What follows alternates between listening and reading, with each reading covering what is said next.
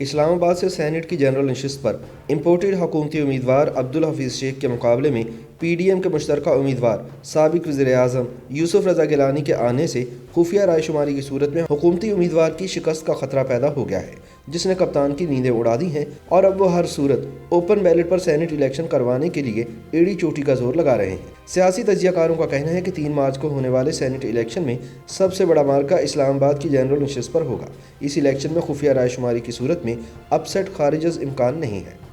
Saint کے 3 مارچ کو 48 نشستوں پر ہونے والے انتخابات میں تحریک انصاف اور اپوزیشن جماعتوں کے الائنس یعنی پی ڈی ایم کے درمیان سب سے بڑا مقابلہ وفاقی دارالحکومت اسلام آباد کی جنرل نشست پر ہوگا۔ وزیر اعظم عمران خان کے معاون خصوصی برائے خزانہ امور ڈاکٹر عبدالحفیظ شیخ تحریک انصاف کے امیدوار ہیں، جبکہ ان کے مقابلے میں پی ڈی ایم نے پیپلز پارٹی کے سابق وزیر اعظم سید یوسف رضا گیلانی کو میدان میں اتارا ہے۔ وفاق کی جنرل اور خواتین کے لیے مخصوص دونوں نشستوں پر حکمران اور اپوزیشن جماعتوں کے درمیان کانٹے کے مقابلے متوقع ہیں۔ ان کے لیے قومی اسمبلی کے 342 اراکین ووٹ ڈالیں گے۔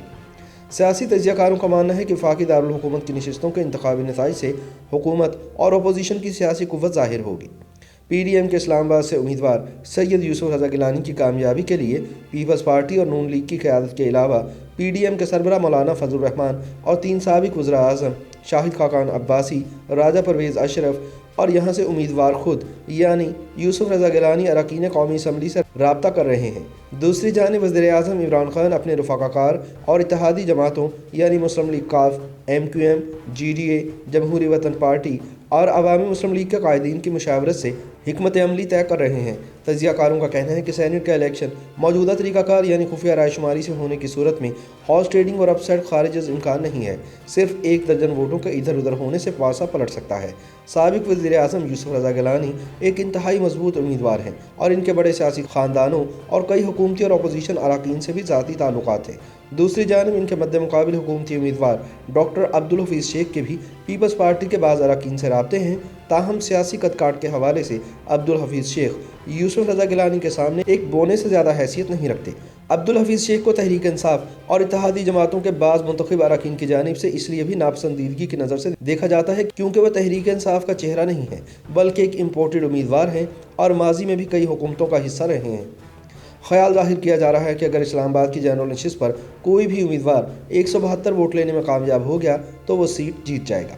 پی ڈی ایم کے مشترکہ امیدوار یوسف رضا گیلانی پہلے ہی کہہ چکے ہیں کہ ان کے پاس چند ووٹ تو کم ہیں، تاہم بہت سے اراکین اسمبلی کے ساتھ ان کے ذاتی تعلقات ہیں، اس لیے وہ یہ سیٹ جیتنے کے حوالے سے پورے اعتماد ہیں۔ دوسری جانب عمران خان اینڈ کمپنی کو عبدالحفیظ شیخ کی سیٹ کے حوالے سے شدید خدشات لاحق ہیں، کیونکہ تحریک انصاف اور اتحادی جماعتوں کے بعد ایم این ایز حفیظ شیخ کی بجائے یوسف رضا گیلانی کو ووٹ ڈالنے پر مائل نظر آتے ہیں۔ پی ڈی ایم حد درجہ پر اعتماد ہے کہ وہ 3 مارچ کو ایوان بالا کے انتخابات میں فتح سے ہمکنار ہوگی، گو کہ اس اعتماد کے محرکات اور یقین کو اپنی حکمت عملی کے تحت منظر عام پر نہ لانے کا جواز پیش کرتے ہوئے انتظار کرو اور دیکھو کے جواب پر اکتفا کرنے کے لیے کہا جاتا ہے۔ پی ڈی ایم قیادت کا دعویٰ ہے کہ ہم سینٹ کا الیکشن ہر صورت جیتنے کی عددی اکثریت رکھتے ہیں،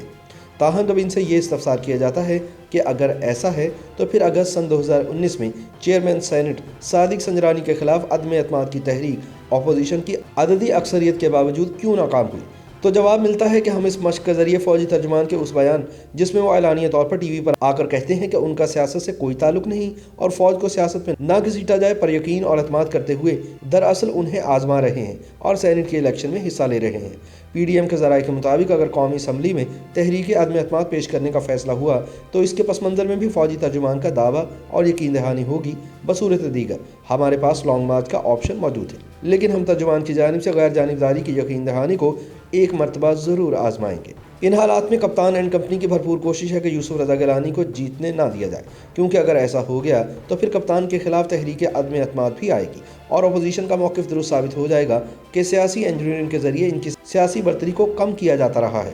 خیال رہے کہ قومی اسمبلی کے 342 کے ایوان میں تحریک انصاف کے حکمران اتحاد کے ایم این ایز کی مجموعی تعداد 180 جبکہ پی ڈی ایم میں شامل جماعتوں کے ارکان کی کل تعداد 158 ہے۔ ایک رکن کا تعلق جماعت اسلامی سے ہے۔ اس کے علاوہ نون لیگ، پیپلز پارٹی اور جے یو آئی فے کے اراکین قومی اسمبلی کے انتقال کے باعث خالی نشستوں پر ضمنی انتخابات ہو رہے ہیں، جن کے نتائج سینٹ الیکشن سے قبل آ جائیں گے۔ اس وقت حکمران پی ٹی آئی اور اس کی اتحادی جماعتوں اور اپوزیشن اتحاد میں شامل تمام جماعتوں کے اراکین کی مجموعی تعداد میں صرف 22 ووٹوں کا فرق ہے۔ جماعت اسلامی اور ضمنی انتخابات میں کامیاب امیدواروں کے 4 ووٹ بھی بڑی اہمیت کے حامل ہیں۔ یہی وجہ ہے کہ تحریک انصاف اور اپوزیشن جماعتیں ضمنی انتخابات میں اپنے اپنے امیدواروں کی کامیابی کے لیے تمام وسائل بروئے کار لا رہی ہیں۔ دریں اثنا یہ بھی بتایا گیا ہے کہ یوسف رضا گیلانی نے پیپلز پارٹی کی قیادت سے یہ یقین دہانی حاصل کی ہے کہ اگر وہ اسلام آباد کی سیٹ پر سینٹ کے الیکشن میں کامیاب نہ بھی ہو پائے تو پھر ان کو سندھ سے سینیٹر بنوا دیا جائے گا، چاہے ایسا کرنے کے لیے پیپلز پارٹی کے کسی سینیٹر سے استعفیٰ ہی کیوں نہ لینا پڑے۔